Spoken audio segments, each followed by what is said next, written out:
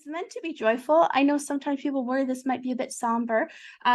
We do bring grief to the surface, but there's also a lot of laughter and a lot of joy. These are people that you love, that love you, and they're excited. They're excited to come and spend this time and bring you their love and a blessing. There's a father in spirit who's stepping forward.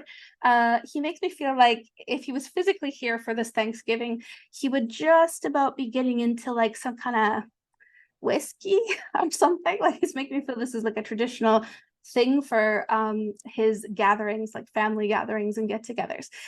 He gives me the impression also that there had been heart trouble before his passing. I almost get the impression that there had been a surgery involved, something like a surgery for his heart. And then I feel like there was a period of time where there was a bit of recovery, but then all of a sudden it got worse, or things got very, very touch and go very quickly. So there's some kind of surgery, and then I feel like a period where it was like okay, and then got worse after that. And I feel like he did pass in a kind of like an abrupt way at the very end there. So we would have known there was things going on with the heart, but I don't think anyone would have been necessarily expecting him to go when he did.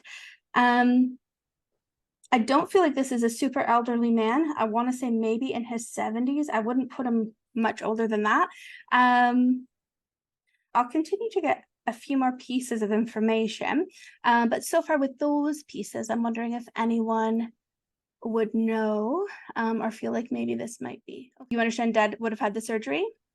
Yeah, he had a heart valve replacement about 6 years ago, and then he got sort of a mysterious illness that lasted only about 6 weeks, and it was his aortic valve in the end that he passed away from. Okay. You understand with your dad too that he wasn't super elderly when he passed. So like in his 70s is about right? Yeah, he was 73. Okay. He gives me this impression like he feels quite proud of himself that he made his way through all of these people. All right. So it's not just everyone assembled here, but also all of the people in spirit who are also trying to come through. So he's proud of himself for that. He also gives me the impression that he kind of is like a character. I don't think that he was anyone that was trying to be too fancy or too much of like, I don't know, showing off in any way. I think he was just kind of very, very true to himself. Would you agree he was like that? Absolutely, yeah. So he doesn't, but he's not shy either. Do you know what I mean? So he's not afraid to kind of speak up. He's not afraid to step in here. He makes me feel like he's got like heavy footsteps. So I don't know if like when he walked, it was like a stomp, but that's kind of the impression that he's giving me. He thinks also that every once in a while you do feel like you hear his voice, or you are very aware of what his opinion would be about certain things going on in the world or even in your world, so you can almost be like, yeah, I know, like I feel like you do hear his voice. True? Yeah. He thinks also that as time goes by, there is some worry sometimes for you where you're like, the grief changes and shifts, and there's a small part of you that worries, like when you feel less of it, that you almost worry that maybe that's a bad, like it's not a good thing. Like you almost worry that maybe you're going to forget like the sound of his voice or forget something about him. Does that make sense? Yeah. So he's just saying not to worry about that. He's one in a million. You could never really forget him.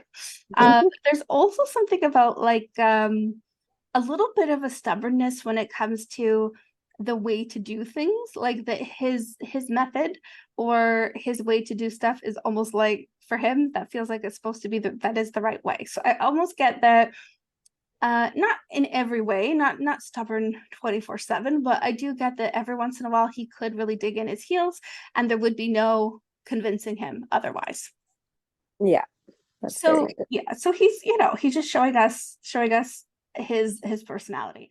The other thing that I kind of feel here is that there is a feeling that you're kind of the person in the family who gets the information to other people, or like you're like one of the stronger communicators in your family. Does that make sense? Yeah. Yeah. So Just like through illness, I was the sort of the point person to talk to the doctors and stuff. Okay. So he knows that that's continued though, you know, like Yeah. even since then. And he said sometimes it's a thankless job, he said, and sometimes it's not the best job because he said you sometimes feel like you carry a bit of worry about everyone all the time, you know, like even if you're trying to let people like live their lives and do what they got to do, there's still a part of you that feels kind of responsible.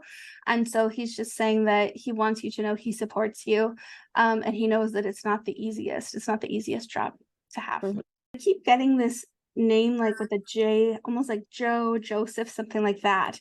I wonder if that's in Joe, one of my dad's best friends was Joe. He passed away about a year before him.